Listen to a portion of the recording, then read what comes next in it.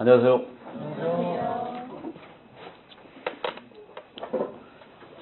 지난주에 우리 계산 연습 해봤던가요? 예. 그럼 오늘 실비 나갈 차례네요? 예. 예, 실비 45쪽입니다.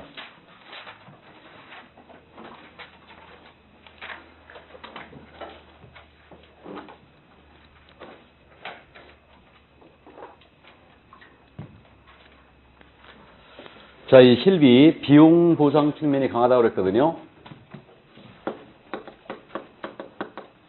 이 실비는 현재 종류가 두 가지가 있습니다. 하나는 권리관계 확인에 소외된 실비가 있어요. 이게 있고요. 그 다음에 계약금 등의 반환채무 이행 보장에 소외된 실비. 그래서 실비는 현재 이렇게 두 가지로 일단 구성이 되고 있습니다.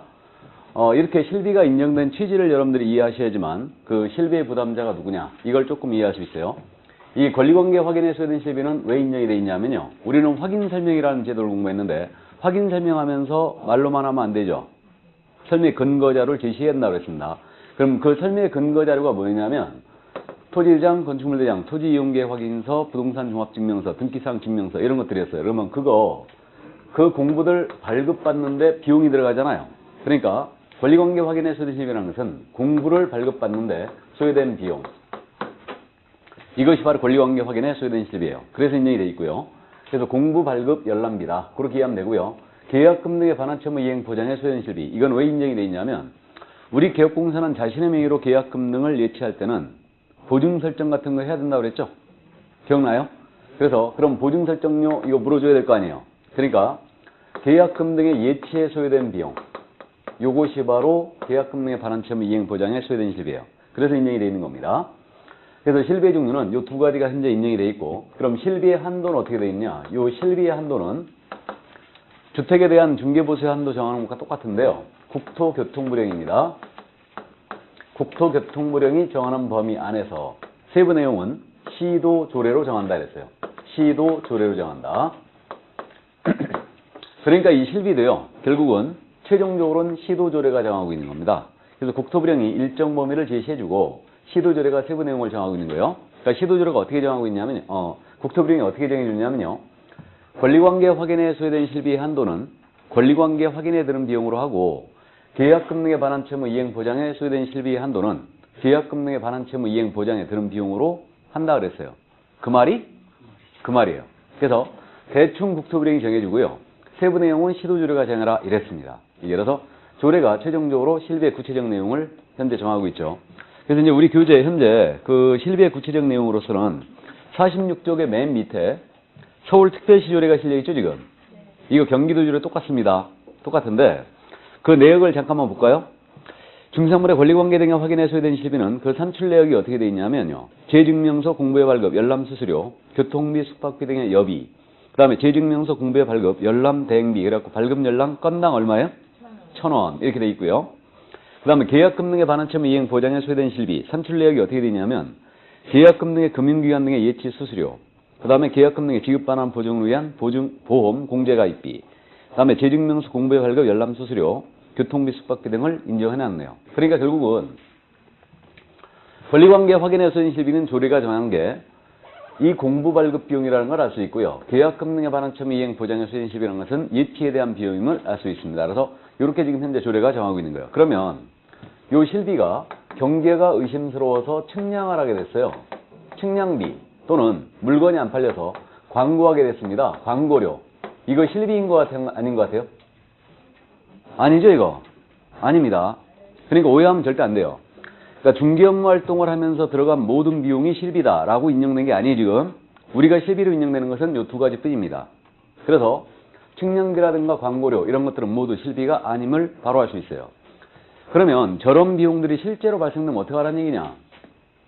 만약에 물건이 안 팔리잖아요. 그리고 광고를 하게 됐다. 그럼 이건 의뢰인과 별도로 합의로 가야 됩니다. 물건이 안 팔리니까 내가 신문 광고 나갑니다. 이 비용은 절대적으로 다시 부담을 별도로 하셔야 됩니다. 라고 합의를 하고 들어가야 되지. 이거 일방적으로 광고를 유출해놓고 이게 실비다에 받아버리면 바로 실비 초과예요. 우리는 명목 불문하고 더 받으면 안 되죠. 그렇기 때문에 이런 건 실비가 아니라는 거 일단 감 잡아두고요. 이건 별도로 간다. 그러면 이제 요 산출력 이렇게 봤는데 권리관계 확인에 소요된 시비는 공부 발급비라고 했습니다. 잠시 이해를 돕기 위해서 잠깐 참고로 말씀드립니다. 우리 분당구청에 가고 토지대장 발급받았어요. 토지대장. 건축물대장을 발급받았습니다. 각 한 통씩을. 물론 요즘 뭐 구청 갈 일 없죠. 이거 어디서 뗄 수 있어요? 인터넷으로. 구체적인 사이트는? 인터넷으로 뗄 수 있는데 사이트 이름이 뭐예요? 아직 몰라요? 아직 모르겠구나. 주민등록 등본 전자민원 24시에서 안 떼어봤어요? 전자민원 24시 거기 있잖아요, 다. 이거 있어요. 거기서 떼요, 다. 그것 뗍니다. 물론 실무적으로 떼보지도 않습니다. 떼보지 않았다가 뭐 이거 한 700원 결제하면 될걸 7천만 원 물어주게 생겨요. 잘못하면. 그러니까 공부는 꼭 열람 해봐야 됩니다, 이거. 자, 어쨌든 토지 한 통과 건축물 한 통을 분당구에 가서 한 통씩 띈다. 그러면 권리관계 확인에 소요된 시비 계산 한번 해볼까요? 일단 증기대 있죠. 증기대 얼마? 600원. 맞죠? 건축물 대양도 600원. 증기대 이거 내고요. 그 다음에 발급 대행료 있죠, 이거. 건당 얼마라고 그랬어요, 지금? 1,000원. 이거 대행료 2,000원이에요, 1,000원이에요? 1,000원. 왜 1,000원이에요? 건당 1,000원이니까 한 건으로 봐야 된다? 좋습니다. 이거 한 건이에요. 두 건으로 받으면 안 됩니다. 대행료는 건당 1,000원이니까 1,000원이 이거. 대행료. 2,000원 받으면 1년 이하의 징역입니다, 이거. 1,000원. 교통비 있죠? 왔다리 갔다리. 버스로 계산해도 택시비 아니에요, 이거. 버스로 계산합니다. 그러면 현금 1,300원이죠? 버스비가. 왕복 2,600원. 2,600원. 그럼 2,600원에 1,200원. 그 다음에 1,000원입니다. 얼마요? 4,800원. 이해되십니까? 이게 권리관계 확인의 소요된 시비예요. 이거 추적서로서 받아야 안 받아요? 안 받습니다, 이거. 그죠?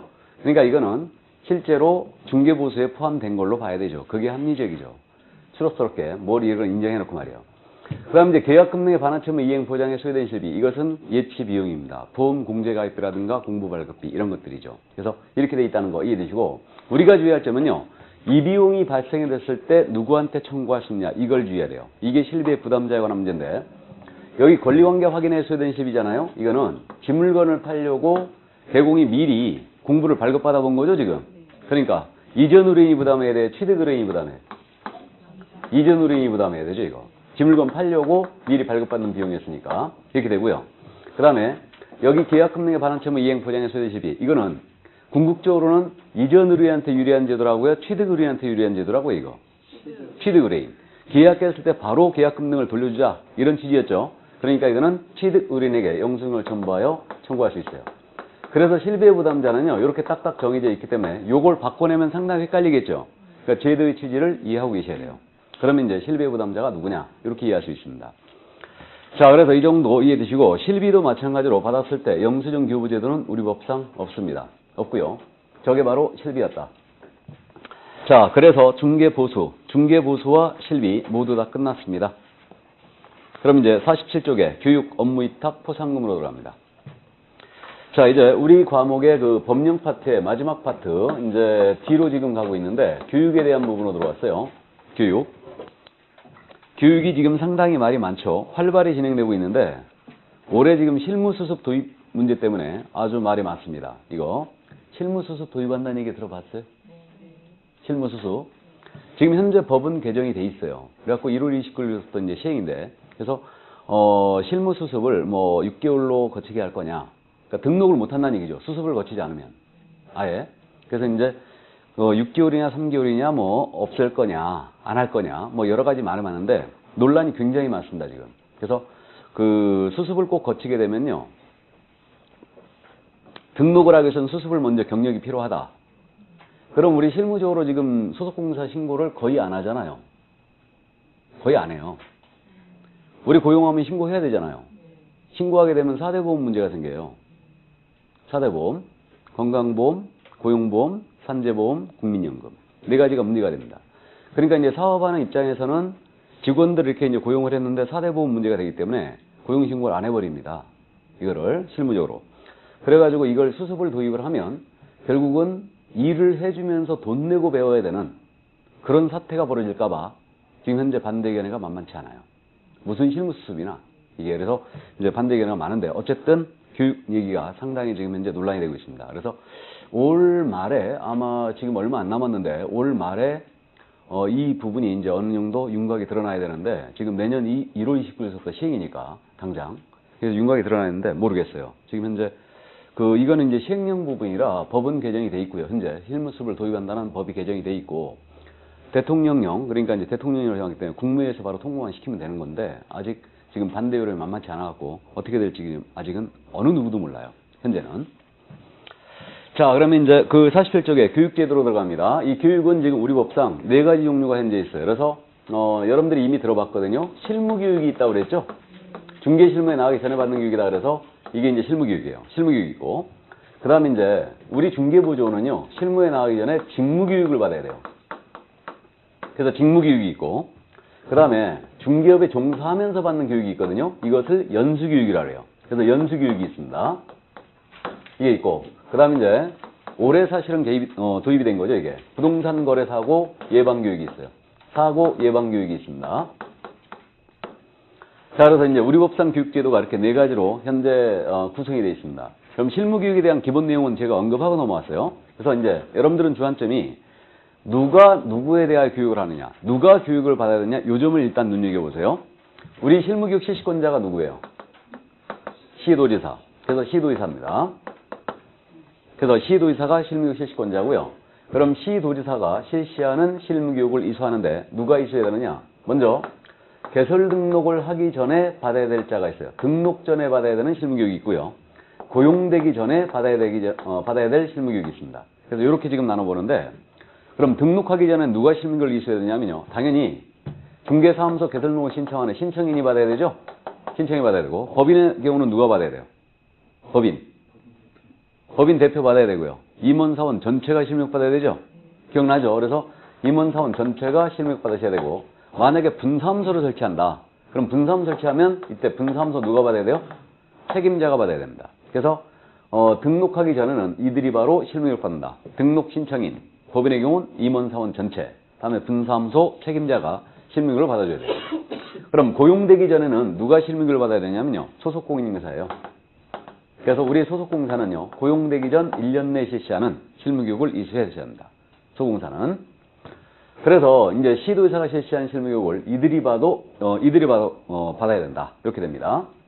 그러면 요거 언제까지 받아야 되냐? 시기에 관한 문제거든요. 시기는 등록하기 전, 고용되기 전 1년이죠. 등록하기 전, 고용되기 전 1년 내에 실시하는 실무교육을 이수한다. 그러니까 미리 실무교육 받고 들어오라는 얘기죠. 이 얘기입니다. 자, 다만 중개업을 영위하다가 폐업신고해버립니다. 폐업신고하고 1년 내 재등록을 하는 거예요. 그럼 이때는 실무교육을 면제합니다. 이때는. 그래서 이제 단기간 내 폐업을 한 다음에 다시 등록을 할 경우는 실무교육을 면제해 주죠.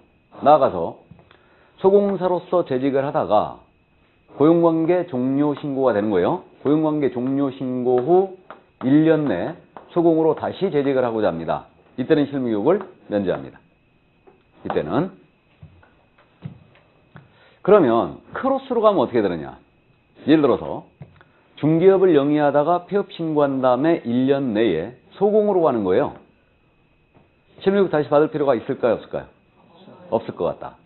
나아가서 소공으로 재직하다가 고용관계 종료 신고되고 1년 내 등록을 들어가는 거예요. 받을 필요가 없겠죠? 그렇게 됩니다. 그래서 1년 내에 다시 근무를 한다. 그럼 이때는 전부 다 실무교육을 면제해 줍니다. 이게 왜 그러냐면 실무교육의 내용을 보면 실무교육의 내용이 어떻게 되냐면 법률 지식을 기르고요.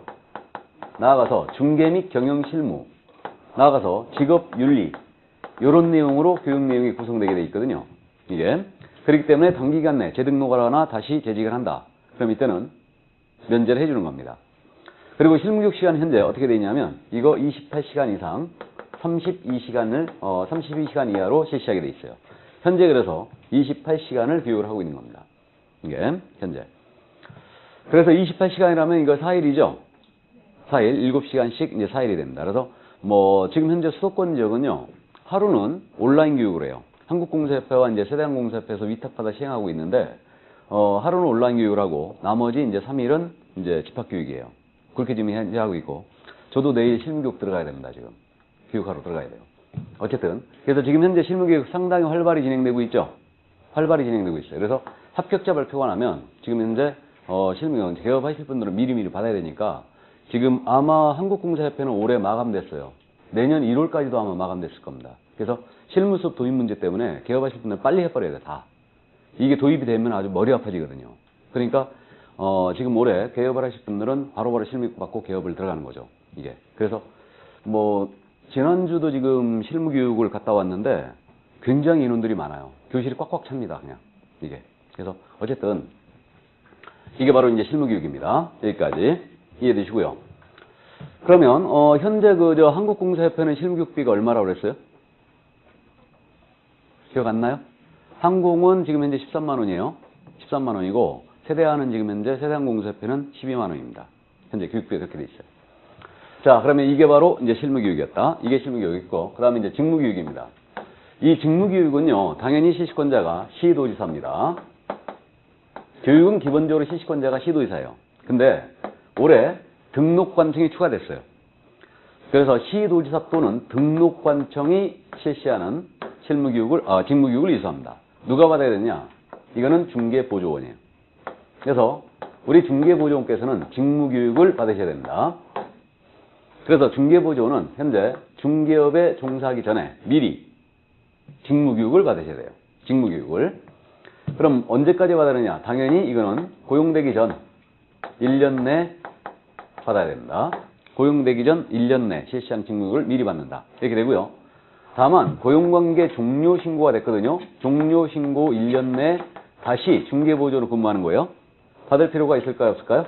없다. 면제해줘요. 면제해준다. 그럼 직무교육의 내용은 어떻게 돼 있냐? 직무교육의 내용은 우리 중개보조원은 중개업무 수행할 수 있어요? 없어요? 없죠. 그러니까 직업윤리를 내용으로 합니다. 보조원들 윤리교육 무지하게 시켜야 됩니다. 무지하게 시켜야 돼요. 그래서 국토부의 지침도 이 보조원들 교육에 대해서는 직업윤리를 철저하게 좀 교육 좀 해라. 지금 그런 얘기를 많이 하고 있죠. 그래서 어쨌든 요 직무교육은 직업윤리를 내용으로 합니다. 이거 중개업무 수행할 수 없기 때문에. 그 다음에 이제 직무교육 시간은 3시간 이상, 4시간 이하로 돼 있죠. 반나절이에요. 반나절. 그래서 이제 3, 4시간이고, 현재 한국공사협회는 교육비가, 직무교육비가 5만원, 그 다음에 세대항공사협회는 4만원입니다. 일단. 그래서 현재 이렇게 돼 있어요. 이게 바로 직무교육이다. 그래서 보조원들 지금은 직무교육 다 받고 들어가죠. 다 받고 들어갑니다. 자, 그래서 이제 이 직무교육은 시시권자가 등록관청이 추가되어 있다는 거, 요걸 주의하고요. 자, 다음 이제 연수교육이에요. 연수교육은 뭐냐면요. 이거는 보수교육적 성격을 띠고 있는 거예요. 보수교육. 그럼 보수교육이 뭐냐면요. 우리가 건물이 부서지면은 보수해야 되죠. 그렇듯이 우리가 중개업에 종사하면서 법이나 제도 같은 게 바뀌더라고요. 그러니까 이제 연수교육이라는 걸 이제 받게 됩니다. 그래서 이거는 보수교육적 성격을 띈 거다. 그럼 연수교육 시시권자는 누구냐? 당연히 시도지사예요. 당연히 시도지사고요.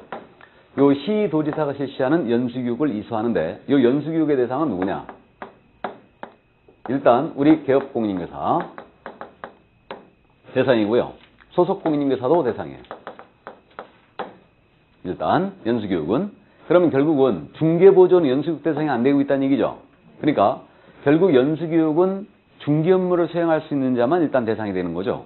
그래서 개공과 소공이 연수교육 대상이에요. 보조는 빠진다. 그럼 연수교육은 이거는 보수교육적 성격을 띠고 있기 때문에 그 시기가 어떻게 되냐면 이건 주기적으로 받아요. 그래서 2년마다 연수교육을 이수해야 됩니다. 2년마다 받는다.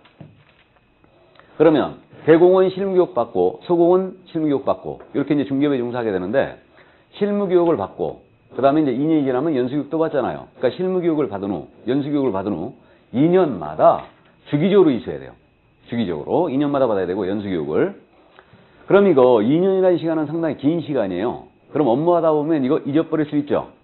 연수교육을 받아야 되면 잊어버릴 수 있어요. 그래서 연수교육에 대해서는 통지해주는 절차가 있습니다. 그래서 2년이 되기 2개월 전까지예요. 그래서 2년이 되기 2개월 전까지 대상자에게 통지를 해줍니다.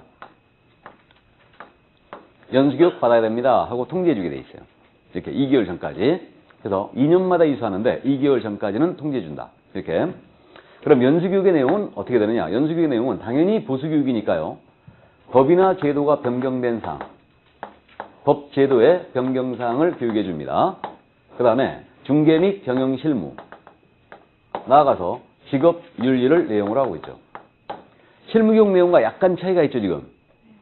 실무교육은 법률 지식을 기르고요. 그 다음에 법률 지식을 기르고 중개 및 경영 실무, 직업 윤리를 내용을 하는데 연수교육은 법이나 제도의 변경사항이 들어가 있죠. 그러니까 이게 보수교육이에요. 이게. 그럼 시간은 어떻게 되느냐? 이건 이틀이에요. 그래서 시간이 12, 16으로 되어 있습니다. 그래서 12시간 이상 16시간 이하로 하죠. 12, 16이다. 이거는.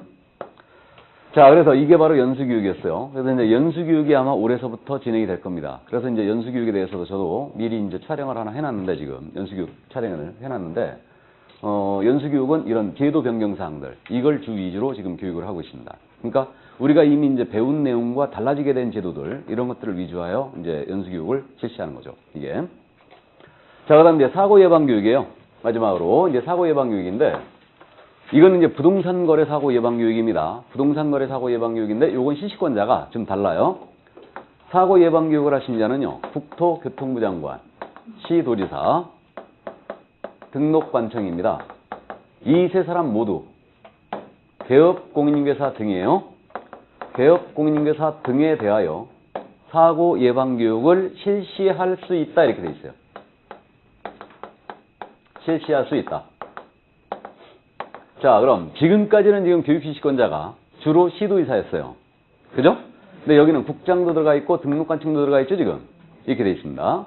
그 다음에 이제 대상자가요, 딱딱 정해져 있는데, 사고예방교육은 개공 등이라고 해놨죠, 지금.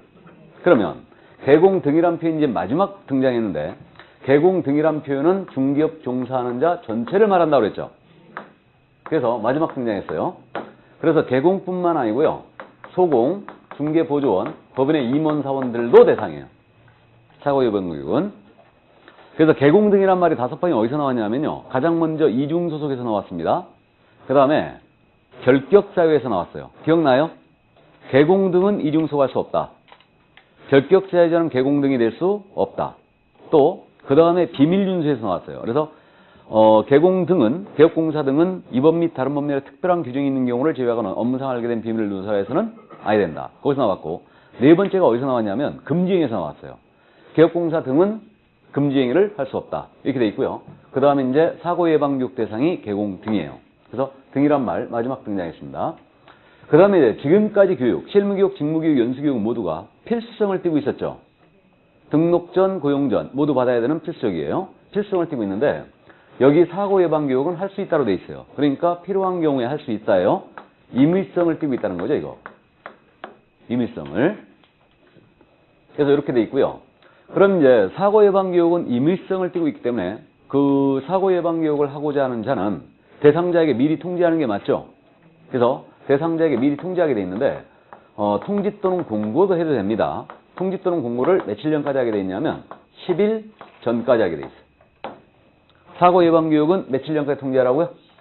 10일 전이에요. 근데 연수교육은 몇 개월 전까지? 2개월 전이에요. 차이가 있죠, 지금. 그래서 사고예방교육은 이제 하고자 할 때는 미리 10일 전까지 교육대상에게, 교육대상자에게 교육의 일시, 장소, 교육 내용에 대하여 통지를 하게 돼 있습니다. 이게. 사고예방교육을 할 것 같아요, 안 할 것 같아요? 잘 안 할 것 같죠? 예, 안 할 것 같습니다. 예산 써야 되고, 강소 확보해야 되고, 장소 확보해야 되는데, 귀찮아서 하겠어요, 이거? 안 하지. 자, 어쨌든 그래서 이게 바로 이제 사고 예방 교육이었습니다. 그래서 교육제도 여기까지 이해되시고요. 그럼 이거 이제 그 48쪽으로 가는데요. 지금 그 교육 지침 있지 않습니까? 지금 현재 기본적으로 교육의 실시권자는 시도의사로 돼 있어요. 그럼 시도별로 교육이 시행되다 보면 서로 수준이 안 맞을 수 있죠. 안 맞을 수 있으니까 우리 국토교통부 장관이에요. 국토교통부 장관은 교육 수준의 균형 유지를 위해서 교육 지침을 마련하여 시행할 수 있다, 이렇게 돼 있죠. 그래서 현재 실무교육 지침은 마련이 돼 있어요, 현재. 그래서 이제 시도별로 쫙 뿌려져 가지고 이 교육 지침 마련이 현재 돼 있습니다, 실무교육은. 그래서 국장이 교육 지침을 마련하여 시행할 수 있다. 그래서 아마 여러분들이 합격을 하시고 실무교육 가시면요. 실망 엄청 많이 할 거예요. 왜 실망을 하냐면요. 실제 실무교육이니까 우리가 가서 실제로 계약서 쓰는 거, 확인설명서, 부동산 거래신고, 주골자가 이건데 우리 쪽에서 다 공부하거든요, 이거. 근데 실제로 제가 지금 현재 수업을 하면서 계약서 쓰는 요령 말씀 안 드립니다. 계약서 쓸 때 이거 당사자 확인. 그러니까 이제 계약서 쓸 때 뭐 특약을 건다든가 이런 내용들을 쓰는 게 상당히 중요한데 이런 것들은 제가 여러분들한테 안 가르쳐요. 왜 그러냐면 시험에 안 나오니까 이게. 그러니까 당사자 확인할 때 뭐 계약 쓸 때 이자가 소유자인지 확인 이런 방법 이런 것만 강의하지 실제로 계약서 쓰는 걸 연습을 우리 쪽에서 해야 되는데 이걸 안 합니다. 시험에 안 되니까. 마찬가지로 확인설명서 쓰는 요령만 공부하지 실제로 써보진 않아요. 다 써보진 않습니다. 그렇기 때문에 여러분들이 이제 부동산 거래 신고도 마찬가지로 이걸 부동산 거래가 신고서 쓰는 요령만 공부하지 별도로 써보진 않아요. 그러니까 이런 내용들이 실무교육과 갖고 이제 진행이 돼야 되는데 사실상 강사에 따라서 저처럼 이제 능력 있는 강사가 가면 철저하게 교육을 해주죠. FM대로.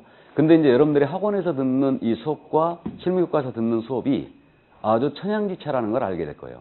실망 많이 할 겁니다. 이게. 하루 종일 7시간씩 앉아 있어야 되는데 아주 몸이 뒤틀리고 난리죠. 아주. 이거. 재미도 없는 얘기. 진짜 실무적인 얘기를 해줘야 되는데 실무적인 얘기는 그렇게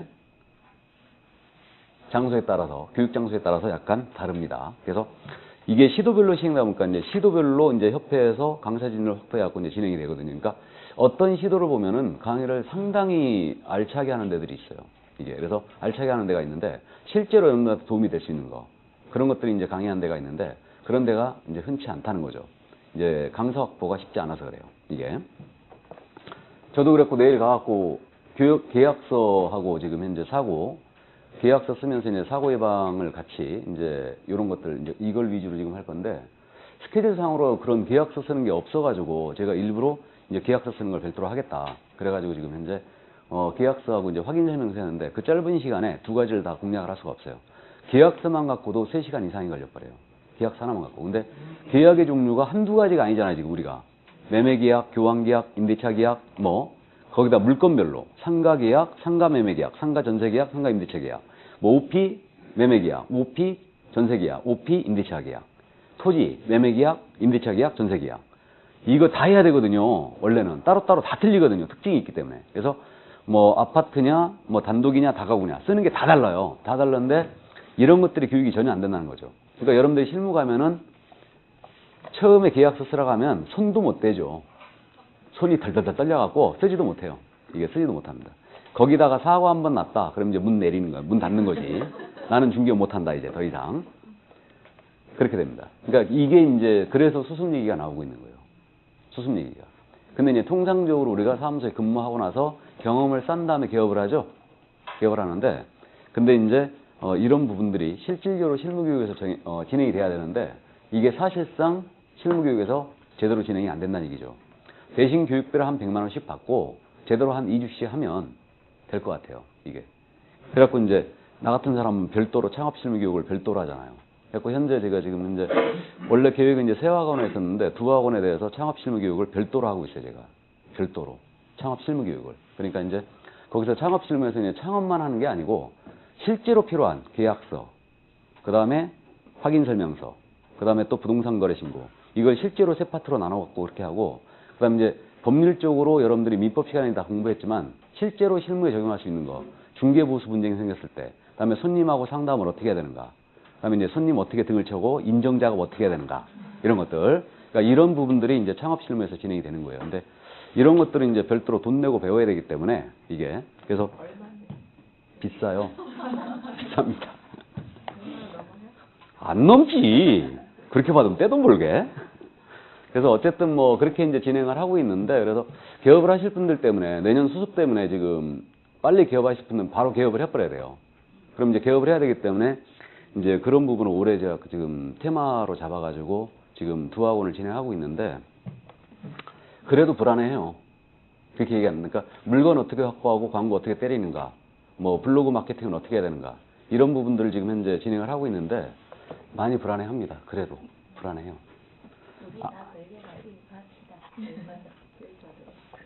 실무교육에서 근데 원래 진행돼야 돼요. 원래가. 그게. 실무교육에서 해야 되는데, 실무교육에서는 뭐 쓸데없는 뭐 컨설팅, 풍수, 이런 것들을 하고 있어요. 이런 것들.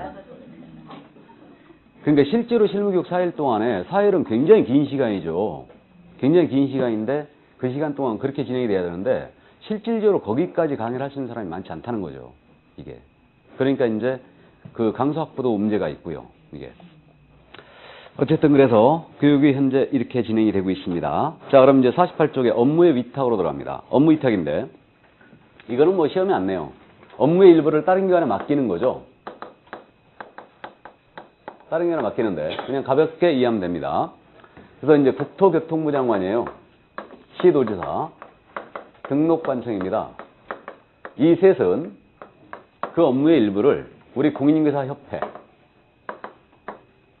또는 대통령령이 정하는 기관에 위탁할 수 있다 이렇게 돼 있죠. 이제 위탁할 수 있다. 그러면 국장도 시도의사도 등록관청도 모두 업무의 일부를 위탁할 수 있습니다. 협회는 그래서 당연히 위탁기관이 언제나 될 수 있고요. 이게 그 다음에 이제 대통령령에서 위탁받을 수 있는 기관을 정해줘야 되는데 대통령령을 아무리 뒤져봐도 위탁받을 수 있는 기관을 정해진 바가 없습니다. 그래서 이런 규정이 있다는 것만 이해되시고 현재 실제로 업무가 위탁이 된 게 딱 두 가지가 있죠. 두 가지가. 하나는 지금 현재 방금 전에 본 교육 업무 있죠. 교육 업무가 위탁돼 있어요. 그래서 이 교육은 일단 시도의사의 권한이 되고 있기 때문에 시도의사가 교육 업무를 어디다 위탁할 수 있냐면 우리 협회는 당연히 교육을 위탁받을 수 있고요. 부동산 관련학과 개설된 대학이나 전문대학 있죠. 그래서 부동산 관련학과 개설된 대학들 또는 전문대학들 여기서 위탁받아 시행이 가능하고요. 나아가서 공기업이라든가 또는 준정부위원회에서 위탁 시행이 가능합니다. 그래서 이 공기업은 토지공사를 염두에 둔 거고 그다음에 준정부위원회는 산업인력공단을 염두에 둔 거예요. 그러니까 현재 교육에 대해서는 이 두 군데에서 위탁받아 시행을 하고 있습니다. 전에는 합격 인원이 많을 때는 이 대학들 전부 다 실무교육을 했습니다. 전부 다 교육을 했는데 안 하다가 요즘 또 최근에 지금 많아지고 있죠. 합격자가. 그래서 올해 지금 16,000명 정도 합격했는데 그래서 어쨌든 그래서 이제 많아졌기 때문에 대학이 다시 이제 교육을 하고 있죠. 일부 대학들이. 그래서 우리 그 수도권 수재 대학으로는 뭐 건대, 동대 뭐 이런 데들. 그래서 이런 데들이 바로 이제 실무교육을 이제 시행을 해왔죠. 이거를. 자, 주로 이제 우리는 협회가 실시하는 실무교육을 협회에서 위탁받아 시행을 하는 그 실무교육을 받고 있습니다. 그 다음에 또 하나가 시험 시행에 대해서 위탁이 돼 있지 않습니까? 시험 시행. 그래서 시험 시행은 그 시험 시행 기관장이 있죠. 이자가 위탁을 하는 겁니다. 그럼 시험 시행 기관장은 원칙적으로 시도지사라 했습니까? 국토교통부 장관이라 했습니까? 시도지사다. 시험 시행 기관장은 원칙적으로 시도지사예요. 국토부 장관이 아닙니다. 그래서 여러분들은 시도지사가 규정하는 자격증을 받게 되죠.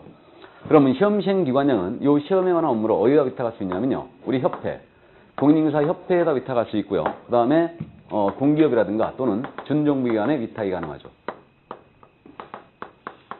그래서 현재 요 준정부기관인 산업인력공단이 시험을 위탁받아 시행하고 있는 거예요. 이렇게 되어 있고 여기 공기업은 토지주택공사, 토지공사를 염두에 둔 건데 그래서 이제 15회 추가 때부터 18회 때까지는 토지공사에서 위탁 시행을 했다고 그랬습니다. 시험이 협회로 위탁되면 어려워진다고요? 쉬워진다고요? 시험이 협회로 위탁되면 쉬워질 것 같아요? 어려워질 것 같아요? 대단히 어려워지겠죠. 대단히 어려워지죠. 시험이.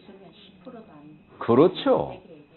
이건 밥그릇 싸움이기 때문에 기득권을 가진 분들 아니에요. 그러니까 협회로 시험이 위탁되면 굉장히 어려워지겠죠, 이거. 예. 그래서 협회에서 가져가려고 아주 애를 쓰고 있는데 절대 안 주죠. 협회로 주면은 이제 죽습니다, 이거. 협회로 주면 아마 2차 시험을 논문형으로 갈걸요? 원래 우리 시험 제도가 1, 2차 구분 시행이 원칙이라고 그랬잖아요. 2차는 그래서 구분 시행할 때는 논문형이 원칙이라고 그랬잖아요. 원래는 이게. 그래서 계약서 한번 써봐라. 사례주고 그렇게 하겠지. 이거를. 그래서 그러면 시험이 참 재밌을 거예요. 예, 재밌습니다. 교육에 대하여 논하라. 그죠? 재밌겠죠, 그럼? 예. 그럼 대다수가 포기하겠죠, 뭐. 포기할 겁니다. 그럼 대학은 시험을 위탁받아 시행할 수 있다는 얘기 없다는 얘기예요? 당연히 없죠. 이렇게 되고요. 실무교육이나 교육은 대학이 위탁받을 수 있는데 시험은 당연히 안 됩니다. 그럼 이렇게 업무를 다른 기관에 위탁을 했지 않습니까? 위탁을 하려면 관보, 공법 시간에 관보라는 거 들어봤나요? 아직 안 들어봤어요? 행정기관에서 일반 국민에게 어떤 사항을 알리기 위해 쓰는 게 이 관보인데, 뭐 법 개정상이라든가 공고, 뭐 입찰 공고 이런 것들을 전부 다 관보에 나가거든요. 그러면 요 관보, 이게 이제 행정기관에서 쓰는 잡지인데, 관보에다가 업무 위탁 사항을 고시하게 돼 있어요. 고시하게 돼 있습니다. 관보의 고시사항이다. 자, 그럼 그 정도 이해해 두시고요. 그 다음 이제 포상금 제도가 나오겠죠? 49쪽에 포상금으로 들어갑니다. 이게 요즘 추세가 이 포상금 제도, 각종 행정법규들이 포상금을 전부 다 도입을 했는데, 전부 다 도입했죠. 행정법들이. 이거 이른바 누구를 꼰질르면 상금 준다는 얘기죠, 이거. 이게 포상금제예요. 근데 이제 우리 국민의 정서는 누구를 잃는 것에 대해서 아주 익숙치 않습니다. 그야말로 우리는 그런 생각하고 있잖아요. 요거 누구를 잃었다, 어떤 제3자에게 잃었다 그러면은 이거는 아니야말로 우리가 상놈이라고 그러죠. 그죠?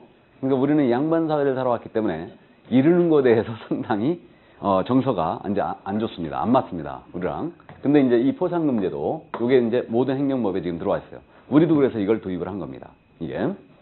그럼 이제 포상금제 들어가는데, 누구를 신고 고발해 줘야지만 포상금을 받을 수 있냐? 바로 이 문제예요. 신고 고발 대상이죠, 이거.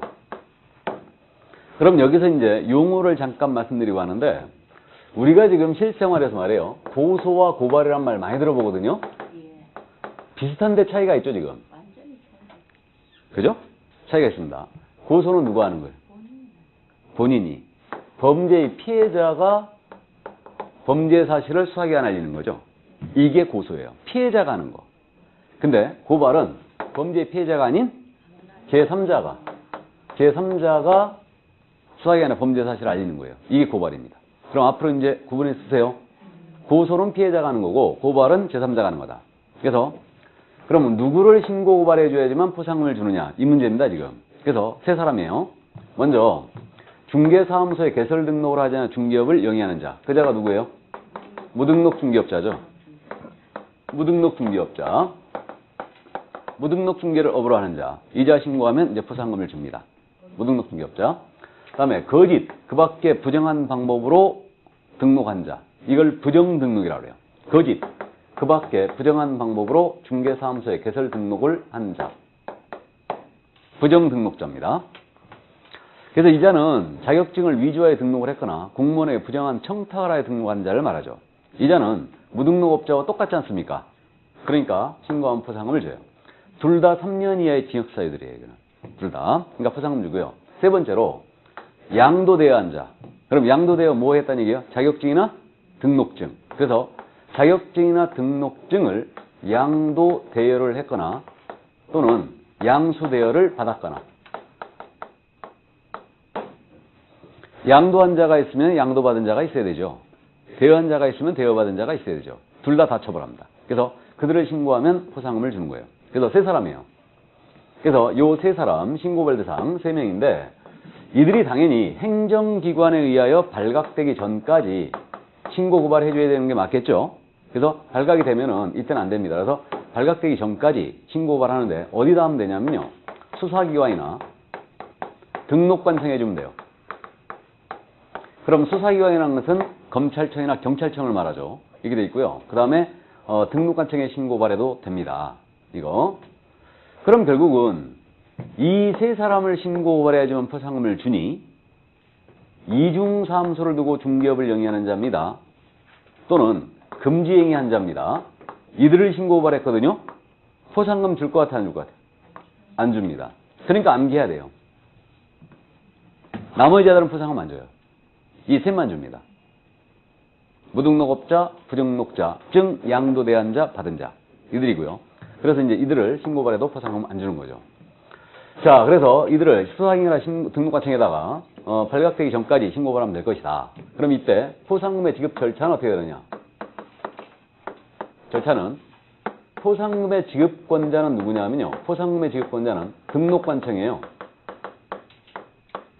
등록관청이 포상금을 지급합니다. 그러면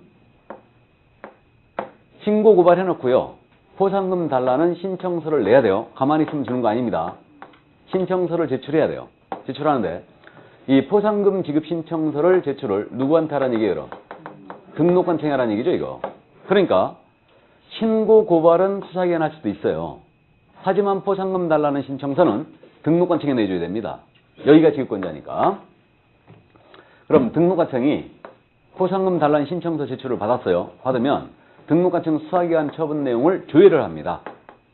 조회하는데 이때 조회 결과가 어떻게 나와야 되느냐. 이 조회 결과가 우리 존경하는 검사께서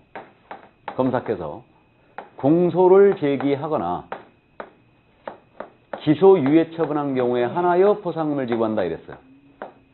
이게 자 아주 어려운 말이 나왔는데 공소 제기란 말은 다른 말로 기소라고 합니다. 이거를 우리 형사체계는요 기소 독점주의라고 검사만이 기소권을 일단 갖고 있어요. 이게 원칙이에요. 이게 그래서 기소란 말은 무등록업자 신고고발 받았거든요. 검사가 수사를 해봤어요. 수사해봤더니 이자가 반성의 기미도 없고 우리 삼촌이 누군지 아느냐? 큰소리 빵빵 칩니다. 이거 처벌하자 하고 형사재판으로 넘기는 행위. 이것을 기소라고 그래요. 이거를. 그래서 이게 바로 다른 말로 공소직이라고 합니다. 이게. 그럼 기소유예는 말 그대로 검사가 무등록업자 신고고발을 받고 수사를 해본 거예요. 해봤더니 이자가 분명히 무등록업자 맞아요. 맞는데 생계형입니다. 그러니까 굶어 죽게 생겼으니까 무등록으로 나선 거예요. 초범이고 반성의 의미가 뚜렷하죠. 그래가 검사가 자기 선에서 범죄가 되긴 되는데 봐줘버리는 거예요. 이 기소유예입니다. 이게. 그래서 기소유예는 범죄가 되긴 되는데 검사선에서 봐줘버린 거예요. 검사선에서. 검사는 그럴 수 있어요. 기소독점주의에서. 그럼 기소유예 받은 사람은 그냥 풀려나죠. 그죠? 그냥 풀려나는 거고요. 기소유예는 아무것도 아니에요. 뭐 유의기한이 있는 것도 아니고요. 이게. 그래가지고 이제 검찰청에 기록만 남아요. 그러나 범죄가 되긴 된 거예요. 그러니까 포상금을 주는 겁니다. 이게. 근데 우리 죄 중에 가장 무서운 죄가 무슨 죄예요? 살인? 참 순진하시기는. 괘씸죄가 제일 무서운 죄예요. 저 위에 누구한테 찍히면은 끝장나잖아, 그냥. 찍히면. 그죠? 네, 끝장나고 있나? 그죠? 나중에 나랑 한번 얘기 좀 한번 해야 되겠어.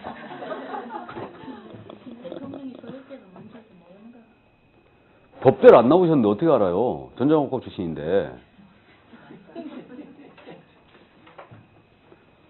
어쨌든 뭐 요즘 재밌게 돌아가요. 예, 재밌게 돌아갑니다. 그래서 어쨌든 기소유예, 검사가 자기가 봐줘버리는 거예요. 이게 바로 기소유예입니다. 그래서 나중에 동종범죄로 다시 걸려들면은 괘씸죄까지 적용되겠죠, 이제. 봐줬는데 감히 또 했어? 그때 이제 죽는 거지, 이제. 그래서 이제 검사가 공소제기하나 기소유예한 경우에 하나의 포상금이 나갑니다. 나머지 처분은 안 나가요. 검사의 처분은 저거 말고도 기소중지, 혐의 없음, 공소권 없음, 죄가 안 됨. 뭐 여러 가지 처분이 있는데 그 중에 요거만 딱 나가요. 공소제기나 기소유예가 나가야 된다. 그럼 참고로요, 우리 형사 절차를 잠깐 말씀드리면, 형사 절차를. 신고 고발을 받았잖아요? 그럼 이제 검사가 수사를 들어가겠죠?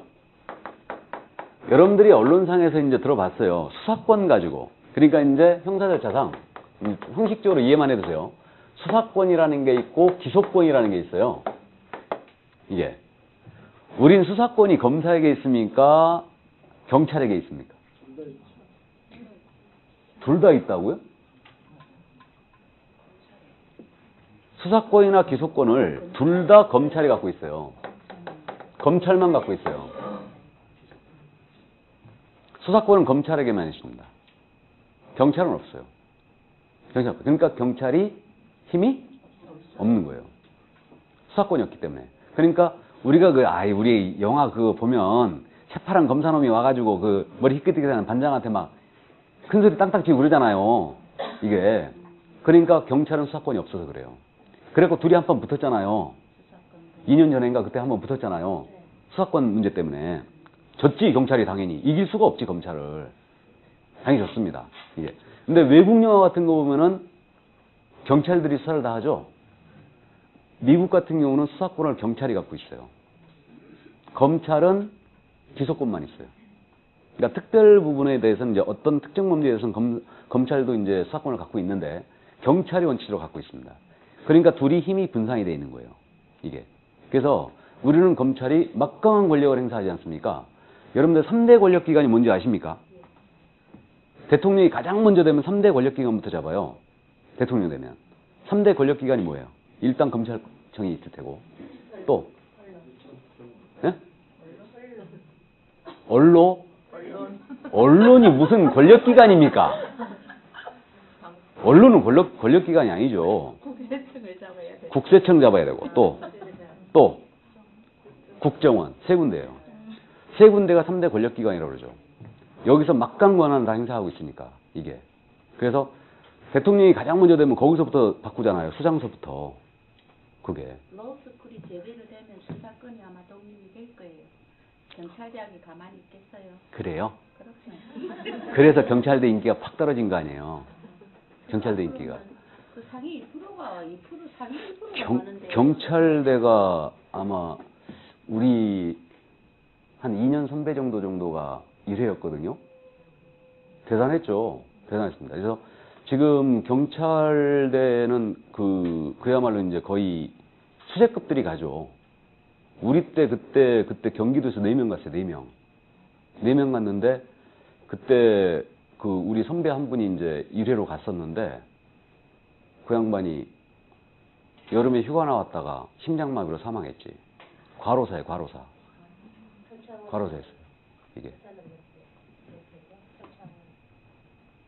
표창원도 경찰대 출신이에요? 표창원은 교수 출신이에요. 그래서 어쨌든 그래서 경찰대가 사실 그렇게 이제 수재급들을 모아놓고 사실상 이제 사법연수원에서 말이에요. 경찰로 가고자 사법시험을 합격하고 경찰로 가는 사람도 있거든요. 경쟁률이 치열합니다, 이거. 그러니까 이제 경찰대에서 가장 우수 인재들이 경찰대 졸업하고 사법시험 패스하고 행정고시를 패스해버리는 거예요. 그럼 이제 주구장창 올라가죠. 근데 힘이 없는 거야, 경찰이. 수사권이 없기 때문에, 이게. 그러니까 똑같이 이제 했는데 경찰로 가게 되면 결국 검찰의 지휘를 받게 돼요. 그러니까 AD로서 안 한다 그러고 이제 변호사 하고 있지. 그래서 이제 어쨌든 이렇게 수사권을 갖고 있기 때문에 힘이 막강한 겁니다, 이게. 그래서 어쨌든 저는 모르겠어요. 수사권을 검찰이 꼭 갖는 게 맞는가.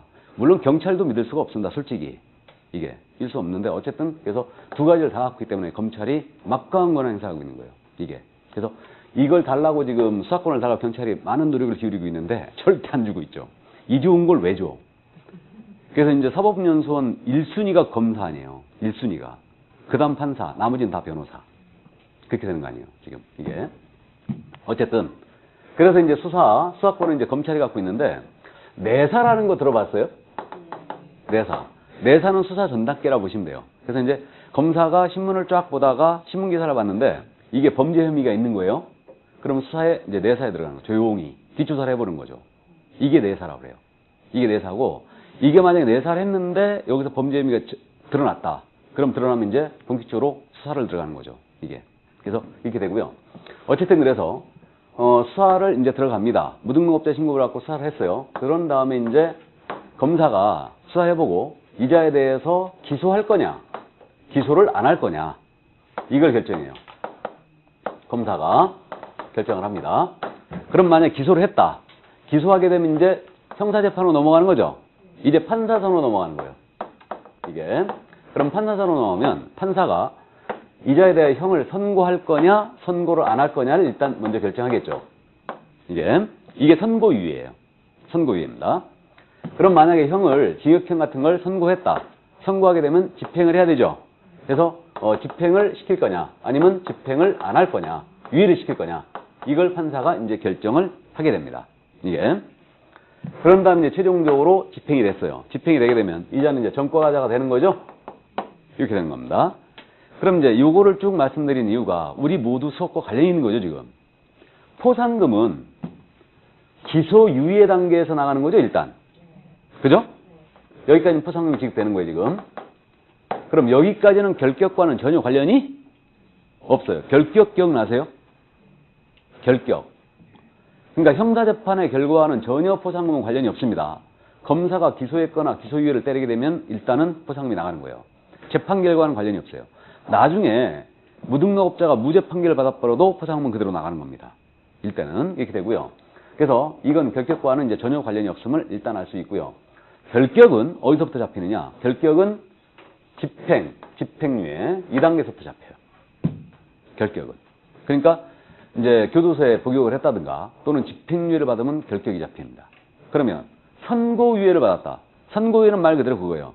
판사가 형을 선고하는 게 있고 선고를 유예시키는 게 있어요. 이게 있는데 그럼 선고유예라는 것은 판사가 하는 것으로서 이거는 결격이다 아니다? 결격이 아니에요. 여기서부터 결격입니다. 이게 그래서 이제 나중에 용어들 기소유예, 선고유예, 집행유예 이런 것들이 있는데 이런 차이들을 이해를 해 두셔야 돼요. 일단은 참고로 말씀드린 겁니다. 선고유예라는 건 그거예요. 판사가 이제 검사 기소 내용을 보고서 이제 재판을 쭉 하잖아요. 증거 같은 거 다 살펴보고 이제 확실하면 이제 선고를 이제 하는 경우가 있고요. 이자가 반성의 기미가 뚜렷한 초범이에요. 반성의 기미가 뚜렷한 초범. 그 자에 대해서는 형을 선고하는 게 아니고 선고하지 않고 이걸 2년 동안 들고 있어요. 계속. 땅땅땅을. 안 하고 계속 들고 있어요. 그럼 선고유예 받은 자는 풀려나 버린다는 얘기죠. 바로. 집행유예 받아도 풀려나는 거예요. 다. 풀려나는 건데 그래서 선고유예는 그냥 이거는 경미한 초범에 대해서만 나갈 수 있어요. 그래서 이걸 받으면 결격이 아니에요. 근데 집행유예를 받았잖아요. 이건 결격이에요. 이건 결격입니다. 그래서 나중에 이제 그렇게 이제 진행된다는 거 참고를 해 두시고요. 자, 그래서 일단 절차가 이렇게 이제 진행이 되는데 그러면 이제 둘 중에 한 가지 결과가 나왔다. 그럼 포상금의 지급 결정을 하게 됩니다. 지급 결정을 하게 되는데 결정한 날로부터 포상금은 1월 내에 주게 돼 있어요. 1월. 포상금은 지급 결정이 됐으면 1월 내에 준다. 1월 기억을 해 주시고요.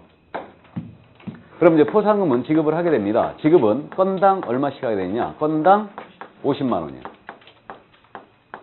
건당 50만 원이다. 그래서 용돈이 궁금하신 분은 아르바이트로 무등록업자 찾아내시면 되죠. 그래서 이제 건당 50만 원이다. 그럼 이 금액은 등록관청에서 지급하는 거잖아 지금. 그럼 여기 분당구에 무등록업자 신고 고발이 너무 많이 들어와갖고 포상금 예산이 다 소진돼갖고 더 이상 줄 수가 없다. 그럼 이거 문제가 생기죠. 그러니까 이 금액은 국고에서 2분의 1까지 100분의 50까지예요. 보조할 수 있다 그랬죠. 올해 요게 정답이었죠 아마. 이게 국고에서 2분의 1까지 보조할 수 있다. 이렇게 되고요. 그 다음 이제 지급을 합니다. 지급을 할 때 하나의 사건에 대하여 2건 이상의 신고 고발이 접수된 거예요. 하나의 사건에 대해서 누구한테 주는 게 맞아요? 먼저 한 자. 최초로 신고 고발한 자에게 주는 게 맞죠? 그 다음에 하나의 사건에 대하여 2인 이상이 공동으로 신고 고발했습니다. 이때는 나눠줍니다. 균분 지급해주고요. 다만 그들이 포상금 지급하는 약정을 했잖아요. 그럼 약정된 대로 지급을 해줘요. 이게. 자, 그래서 이게 바로 포상금 지급 절차였습니다. 이거 별거 없죠? 내용 별로 없잖아요? 아주 간단합니다. 무조건 시험에 내고 있고요. 24, 25회 때 아주 어려웠죠? 포상금 가지고 계산 문제를 냈어요. 포상 갖고 계산 문제를 냈습니다. 아주 어려웠죠, 이거. 그러나 진정한 실무 문제예요, 그런 게. 진정한 실무 문제입니다. 자, 그럼 포상금 내용을 다 봤고요. 수수료 들어갈까요? 50페이지. 지방자치단체 조례가 정하는 수수료. 이렇게 돼 있는데, 수수료 납부 사유에 거의 언급을 하고 넘어왔어요, 사실은. 그래서 이건 이제 암기사항이기 때문에 가볍게 그냥 들으세요. 언제 수수료를 내느냐의 문제인데, 우리 이 수수료, 우리 응시원서 낼 때 응시 수수료 있다고 그랬죠. 이게 1, 2차 올해 28,000원이었고요. 그 다음에 자격증 분실했거든요. 그럼 재교부 신청할 때도 수수료가 있어요. 우리 등록 신청 들어갑니다. 개설 등록 신청할 때 수수료 있어요. 그 다음에 등록증 분실했잖아요. 그럼 재교부 신청할 때도 역시 수수료 있습니다. 그 다음 분삼 설치 신고할 때도 수수료가 있죠. 그 다음에 이제 분삼 신고 필증을 분실했어요. 그럼 재교부 신청합니다. 이때도 수수료가 있습니다. 재교부 신청할 때. 그래서 결국은 이 수수료는 요거는 자격증이죠. 요건 등록증이죠. 요것은 신고 필증이에요. 그러니까 결국은 수수료는 증과 관련이 있음을 알 수 있어요. 증. 자격증, 등록증, 신고 필증 관련이 있고요. 그래서 재교부 신청할 때 일단 3번이죠. 그 다음에 등록 신청할 때 이렇게 받기 위해서 증을 받기 위해서 신청할 때 3번이에요. 그래서 우리는 기억을 앞으로 그렇게 할 겁니다. 수수료는 증과 관련이 있기 때문에 이 증을 받기 위해서 신청할 때 몇 번? 3번. 재교부 신청할 때 몇 번? 3번이에요. 이렇게 이제 기억할 거예요. 정확하게 얘기하면요. 증을 받을 때는 내는 게 아니에요. 받기 위해서 신청할 때 내는 겁니다.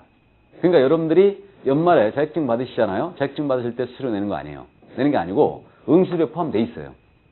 받을 때는 내는 게 아닙니다. 그래서 낼 때, 신청을 할 때 내고 재규비 신청할 때 내는 겁니다. 됐죠? 이 정도 감만 잡아주세요. 일단. 자, 그래서 수수료까지 다 봤습니다. 그럼 잠시 쉬었다가 공인중개사협회를 하기로 하죠. 잠시 쉬겠습니다.